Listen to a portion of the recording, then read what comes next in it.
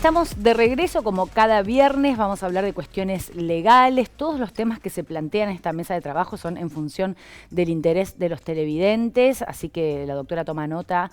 Paula Luengo está aquí con nosotros, así que le decimos bienvenida. Gracias. Buenas tardes. Buenas tardes a todos. Bueno, ¿qué tema este, no? Sí, como prometimos el micro pasado, Sí. y vamos a hablar, voy a puntualizar sobre dos temas que son fundamentales, que de mucha consulta, que es régimen de comunicación y alimentos. Pero antes de entrar a esos temas voy a hacer una pequeña introducción con lo de dónde arranca esto, ¿no es cierto? O sea, el tema grande sería responsabilidad parental. Claro, el tema genérico es responsabilidad parental. ¿Qué es la responsabilidad parental? Es el conjunto de derechos y deberes u obligaciones que tienen los padres respecto de sus hijos menores de edad. Ok. Bien, pregunta. ¿Hasta qué edad? ¿Hasta qué edad? ¿Cuándo se reputa mayor de edad una persona en nuestra legislación? A los 18 años. Bien. Eso se modificó en el 2015. Hasta el 2015 era 21. Ah, mira. Pero a partir de ahora, 18. A partir del 15 en adelante, 18. Pero si seguía estudiando y eso... Ahí vamos, a eso iba a porque aclarar. Genéricamente, la responsabilidad parental, que concretamente, ¿a qué se refiere la responsabilidad parental? A todas las tareas, y se reputa derecho-deber de los padres. Son todas las tareas que como padres tenemos: criar, alimentar, contener, educar, todo lo que... Abrigar. Todo lo que hacemos como papás en relación a nuestros hijos. Sí. A título, digamos, genérico. Ok. Hay algunas de esas obligaciones que se extienden más allá de la mayoría de edad, que es precisamente la obligación alimentaria. La obligación de pagar alimentos a los hijos se extiende hasta los 21 y potencialmente hasta los 25 si los hijos siguen capacitándose. Perfecto. Pero bueno, ahí después cuando veamos alimentos vamos a ver las diferencias que hay. Pero bueno, en general, ¿sí? Es eso. La responsabilidad parental se ejerce hasta la mayoría de edad, salvo los alimentos. Tanto el ejercicio como la titularidad obviamente están encabezados ambos papás. Es compartido. Es compartido. ¿Saben lo que es la responsabilidad parental? Lo que antes se llamaba patria potestad. Ah, perfecto. ¿Se acuerdan? Sí, O sea, en el Código Viejo se hablaba de patria potestad, y era la patria potestad compartida. ¿Por qué compartida? Ahora se llama responsabilidad parental, y se dice que es compartida. ¿Por qué? Porque tienen la misma obligación papá y mamá. Y acá no hay distinción, por supuesto, entre si están casados, no están casados, conviven, ¿sí? O están separados bajo algún tipo de modalidad. Bien. Tan así es esto que la ley entiende que todas las decisiones que un papá tome en relación a los hijos se encuentra consentida por el otro papá. Se tiene que encontrar. Sí, o sea, la ley dice esto. Vamos a ver, en un ejemplo. No sé, decide la madre mandar a una escuela religiosa a sus hijos. Se entiende que el consentimiento del papá está. Si no llega a haber consentimiento, supongamos si se produce algún tipo de conflicto, de lo que fuere, está habilitada la vía judicial para hacer una presentación en un proceso que es muy cortito para que intervenga el juez, previa vista de Defensoría de Menores, por supuesto, y una audiencia donde el juez trata de solucionar, digamos, este diferendo entre los papás. Perfecto. Exactamente. Clarísimo esa pregunta. Ahora bien, dijimos que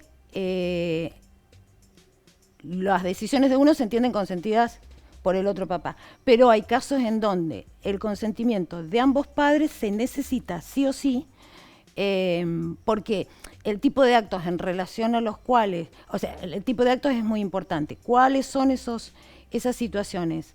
Primero, cuando se decide, o sea, cuando el hijo entre 16 y 18 años va a contraer matrimonio. En este caso tiene que estar la conformidad expresa de ambos padres. Bien. El segundo caso es cuando deciden entrar, ahí lo dicen las placas. Salir del país. Claro, entrar a comunidades religiosas, a las Fuerzas Armadas o de seguridad. Mira. En estos casos, si son menores de edad, consentimiento de ambos padres. Y digamos... El más común. El más común, que es cuando alguno de los papás quiere salir fuera del país con los hijos. En este caso se debe hacer una autorización. El papá que no sale, digamos, tiene que hacer la autorización. Esta autorización tiene dos posibilidades. Si el país a donde voy es un país limítrofe, lo puedo hacer en el registro civil, ¿sí? Que es un trámite muy simple. Y si no, también en cualquiera de las dos situaciones, si no son países limítrofes o cualquier otro lado, lo puedo hacer a través de un escribano público. Se hace en uno pagás y en otro no. Sí, exactamente. En uno pagás y en el otro no, pero tengan en cuenta que en el registro civil solo se pueden hacer las autorizaciones de salida a países limítrofes. Hay mucho viaje como de 15 y demás afuera del país, a Estados Unidos, ahí sí, escribano, exactamente. No, al menos hasta hace nada, solamente son las salidas a países limítrofes. Bueno, y ahora sí. Voy a hablar de los dos temas, digamos, solicitados concretamente, que es cuidado personal y régimen de comunicación y alimentos. Que obviamente estas dos cuestiones no revisten mayor complejidad cuando los papás conviven, claramente. Esto se torna complejo, digamos, cuando se produce la separación de los padres. Entonces acá... bueno, hay que ponerse a conversar acerca de cuáles son las modalidades o las formas de convenir estos temas. ¿Qué dice la ley en esto? El cuidado personal. ¿Qué es cuidado personal? El cuidado personal son los deberes y facultades que tienen los papás referidos a la vida cotidiana de los hijos. Que llevarlos al colegio. Y además, eso, pero partiendo de esta base, ¿con quién viven? Perfecto. ¿Con quién viven? ¿Con quién se van a ir a vivir? Y en este punto, lo voy a así explicar sencillamente, la ley nos da varias opciones, aunque debo aclarar que esto es de plena libertad, por supuesto, de los padres. Los padres están de acuerdo, arman el régimen que quieren, como quieren, de la manera que quieren. Lo único que hace la ley es como ordenar las cosas y establecer parámetros. En el caso de la residencia de los hijos, hay siempre, digamos, el cuidado personal, que es no solo es vivir, sino cuidar, llevar a la escuela, hacer los deberes, lavarles la ropa, cocinarle, todo esto. Salud. Que implica convivir con los chicos. Obviamente que el cuidado personal es compartido, vamos siempre con lo mismo. Pero bueno, en los casos de separación pueden vivir en la casa de uno solo de los padres, tener residencia permanente en un domicilio, supongamos el de la mamá, ¿sí? O pueden tener residencia compartida. Lo voy a decir así. ¿Qué es? Y lo voy a explicar en un caso concreto que tuve. En donde los chicos están el mismo tiempo, tanto con el papá como con la mamá. ¿Qué pasa acá? Tuve un caso una vez que fue bastante complicado, en donde los padres no se ponían de acuerdo y se decidió que un mes vivan con la mamá y un mes vivan con el papá. Esto es lo que se llamaba antes tenencia compartida, ¿sí? Bueno, hoy no se llama más así, tiene un nombre específico que es muy técnico, pero en los hechos funciona de esta manera. ¿Y qué hay de que un menor decide, un menor puede decir yo quiero vivir con mi mamá o con mi papá? Sí. A ver, ¿cómo puedo explicar esto para que quede claro? Hoy,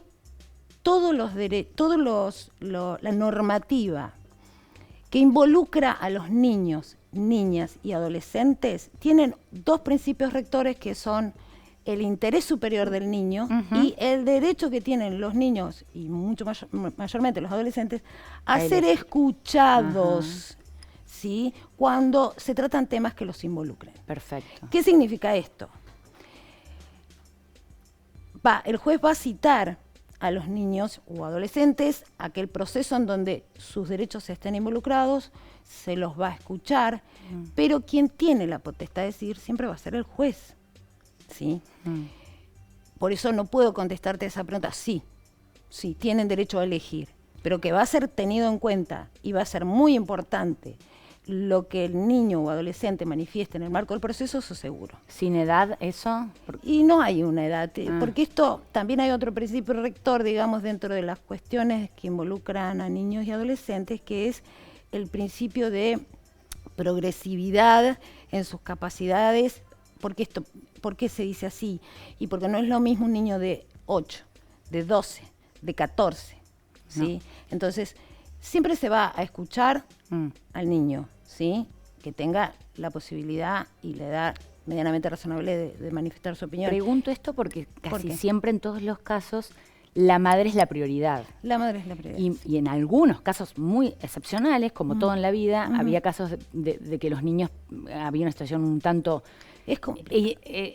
claro, violencia sería extremo, pero digamos que tenían la necesidad de ir a vivir con el padre, y como la justicia siempre tiene como prioridad el vínculo materno, o tenía, no lo sé. Sé que eso es algo como que tiene muchos condicionamientos, porque antiguamente quien se dedicaba a la crianza de los hijos y de estar en casa y demás era la mujer, y el hombre era el proveedor. Entonces, un poco que esto, para mí, esto es una opinión particular, deviene de esta circunstancia. Okay. Obviamente hoy vivimos en otro tipo de sociedad donde la mujer trabaja, el hombre trabaja, ambos dos tienen la misma carga horaria laboral, entonces se producen estas situaciones en donde ya no es tanto que se prefiera a la mamá. Okay. Vuelvo a decir lo mismo, esto digamos, se ha dado a través de un proceso largo de tiempo y de cambios, pero hoy no es tan difícil. Y aparte vuelvo a insistir con lo mismo. A ver, ¿por qué siempre se tiene que pensar en uno u otro? ¿Me explico? Hoy es más común que esta carga de cuidado se reparte de manera equitativa. Por eso les citaba el caso en donde se decidió un mes con la mamá y un mes con el papá. Con eso te evitas el que le toca el fin de semana, uy, no vino, y empiezan los tires y aflojes, ¿no? Sí. Como todo digo, siempre lo más importante es que se pongan de acuerdo los papás. Obvio, pero hablamos de la conflictividad. En este caso en particular que estoy explicando, que era un mes y un mes, que es mucho tiempo, en ese mes se plantea un régimen de comunicación, que este es otro derecho que tiene el papá no conviviente, se plantea un régimen de comunicación a favor del papá que no convive en ese mes. Porque o sea, que puede acceder, un mes sin puede acceder las veces que quiera a sus hijos sin que estén bajo su techo. Claro. Obviamente que con más razón en aquellos regímenes en donde la residencia permanente esté, por ejemplo, en la casa de la mamá, lo que comúnmente pasa, no sé, es que se fija un régimen de comunicación a favor del papá, que sea, no sé, martes, jueves y fin de semana por medio. Está bien. Pero eso, vuelvo a decir, lo ideal es que lo manejen las partes. Si no se ponen de acuerdo los papás, pues entonces ahí entra a funcionar lo que hablábamos el micro pasado. Nos vamos a mediación, tratamos de resolver en mediación, y si esto fracasa... O sea, que la ley no es estricta ni estructurada. En esto siempre priorizan el acuerdo entre ambas partes. Sí, es que es lo que debe ser. ¿Qué es lo que debe ser? Okay. Bueno, entonces, capaz que no voy a poder terminar de hablar de alimentos, pero... no sé cómo estoy de tiempo. Alimentos podemos, ¿no? Porque ya pasamos todas las placas. Sí. Básicamente pregunto lo siguiente de alimentos como para introducir el tema. ¿Existe algo, ya que hablamos de estructuras y desestructuras, ¿no? Por parte de la justicia, ¿existe eso del porcentaje que debe pagar de acuerdo al ingreso que tiene el papá o la mamá obligatorio? Mire, no hay, en la ley tenemos las regulaciones generales en materia de alimentos. Esto es, la obligación de ambos papás de pasar cuota alimentaria, o sea, de mantener a las necesidades materiales de los chicos. Nos dice, ¿qué debe cubrir una cuota alimentaria? Salud, educación, vivienda, esparcimiento, todo lo que implique los gastos de la indumentaria. La separación de los padres no tiene por qué, esto es otro criterio, no tiene por qué poner en una situación de desventaja, ¿sí? La vida del menor en cuanto a la satisfacción de sus necesidades económicas. Sí. Pero nosotros no encontramos en un artículo específico que diga, por hijo se paga el 10%. Ah, está bien. ¿Sí? ¿Esto por qué? Porque el criterio general es que cada padre cumple con la obligación alimentaria en la medida de su fortuna y sus posibilidades. Así dice la ley. ¿Qué significa esto? Inclusive más. La ley establece que los cuidados específicos de los hijos forman parte de la cuota alimentaria. Se toman como aporte económico en la cuota alimentaria. Por ejemplo, si la mamá se dedica exclusivamente, digo la mamá porque bueno, por ahí es el caso típico, que no se tome como... como que estoy yendo por ahí. No. Si uno de los papás, vamos a hablar así, se dedica exclusivamente a atender a los chicos, con eso cumple la parte económica de la cuota alimentaria. Por ende, el pago económico va a ser soportado en mayor medida por el otro padre. Lo mismo sucede si hay esta tenencia esta tenencia compartida. Utilizo el término viejo porque la gente generalmente lo conoce más. Viven con ambos papás al mismo tiempo. Porque acá hay una falsa creencia Se entiende, acá muchas veces vienen y te dicen, no, pero entonces yo no tengo que pasar cuota alimentaria. Y no es así. La ley específicamente aclara que si ambos padres cobran en proporción más o menos lo mismo, ¿sí? En estos casos se cumple la obligación alimentaria solventando los gastos mientras los chicos están con cada uno. Ahora, si hay uno que no tenga la misma situación económica, el otro papá tiene que pasarle a sus hijos la cuota alimentaria. Bien. Para mantener el equilibrio, el mismo nivel de vida que tienen en un hogar y en otro hogar. ¿Sí? Excelente. Esto es ¿Y así. si los padres no pagan? Si los papás no pagan, está expedita la vía, obviamente, para hacer el reclamo. En este caso, sepamos que la mamá, el padre que convive con los niños o adolescentes es quien debe iniciar el juicio de cuota alimentaria mientras sean menores de edad. Cuando son mayores de edad lo pueden hacer por sí mismos o lo puede hacer su madre. Inclusive a los tipos 16, 17, el juez se le puede solicitar al juez que esa cuota alimentaria se le dé directamente al adolescente, una parte, para que sea porque si una no, parte, en un fin de semana.